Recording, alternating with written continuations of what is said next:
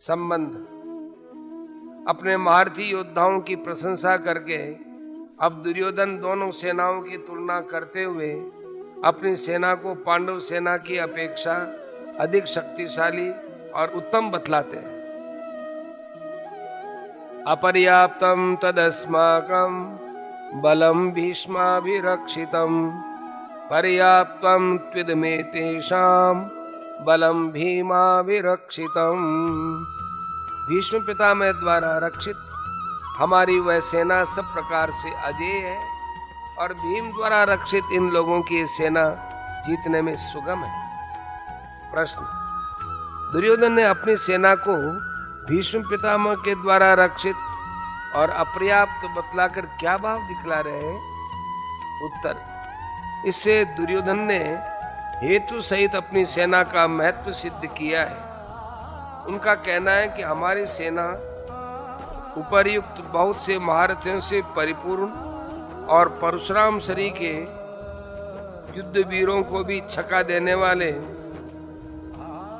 भूमंडल के अद्वितीय वीर भीष्म पितामह के द्वारा संरक्षित है तथा संख्या में भी पांडव सेना की अपेक्षा 4 अक्षौहिणी अधिक है।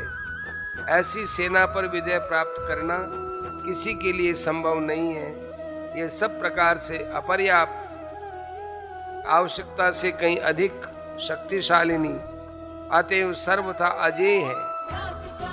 महाभारत उद्योग पर्व के 55वें अध्याय में जहाँ दुर्योधन ने धृतराष्ट्र के सामने अपनी सेना का वर्णन किया है, वहाँ भी प्राय इन्हीं महारथियों के नाम लेकर और भीष्म द्वारा संरक्षित बतलाकर उसका महत्व प्रकट किया है और स्पष्ट शब्दों में कहा है, गुणहीनम परेशांच बहुपश्यामि भारत गुणोदयम महागुणम आत्मानश्च विशांपते। महाभारत उद्योग पर्व 55वां अध्याय 67वां श्लोक। हे भरतवंशी राजन, मैं विपक्षियों की सेना को अधिकांश में गुणहीन देखता हूँ और अपनी सेना को बहुत गुणों से युक्त और परिणाम में गुणों का उदय करने वाली मानता हूँ, इसलिए मेरी हार का कोई कारण नहीं है। इसी प्रकार भीष्म पर्व में भी जहाँ दुर्योधन ने द्रोणाचार्य के सामने फिर से अपनी सेना का वर्णन किया, वहाँ उपर्युक्त गीता के श्लोक को ज्यों का त्यों दोहराया है।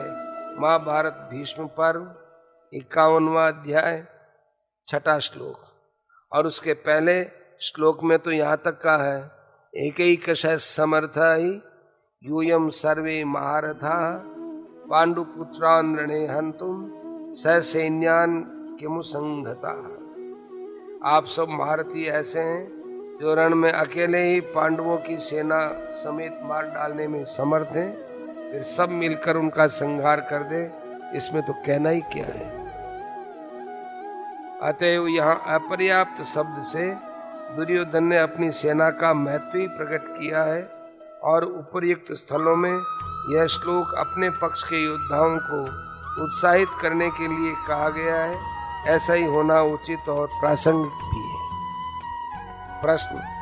पांडव सेना को भीम के द्वारा रक्षित और पर्याप्त बतलाकर क्या भाव दिखाया है? उत्तर। इससे दुर्योधन ने उसकी न्यूनता सिद्ध की है।